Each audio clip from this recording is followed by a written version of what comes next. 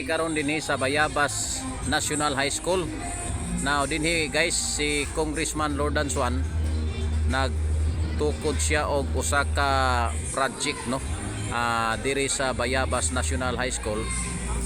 Bayabas National High School lain na po ni nga turnover sa project ni Congressman Lordan Swan. Kini mo ning project ni Congressman Lordan Swan diri sa barangay Bayabas guys no. Kini unya i-turnover ni karong adlaw na diri ko attorney Lordan Swan.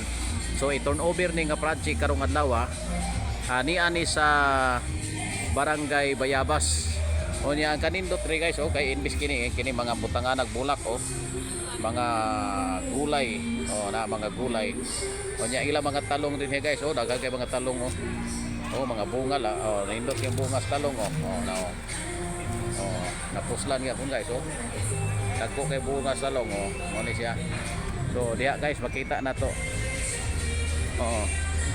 why groundbreaking largo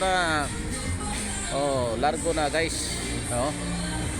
day tanglad tay upo unya morning project ni Congressman Lordan Swan basketball court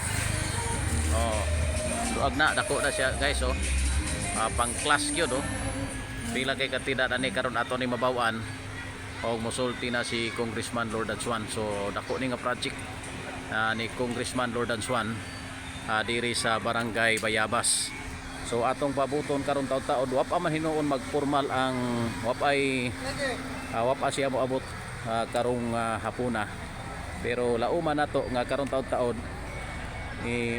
wani guys makita nimo guys Congressman Lordan Swan i-turnover ni siya karon turnover diri ni sa Bayabas National High School, pero naapoy senior high school ani. So diya guys so dako ni siya nga area perting Luaga. Diya guys si Pupoy Iburan ni guys.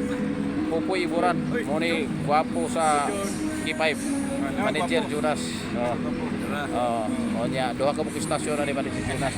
So diya guys no. So dako-dako gini nga project ni Congressman Lordan Swan. Mabaw-an na nato ni og pilay kantidad ani karon kay moabot man siya karong hapon diri sa area gyud mismo. Okay guys, salamat guys. Salamat kayo sa inyong pagkuman guys. Salamat. Okay, di ako diri sa barangay Bayabas. Si Tito Bert Amplayo. Si Tito Bert Amplayo. Okay.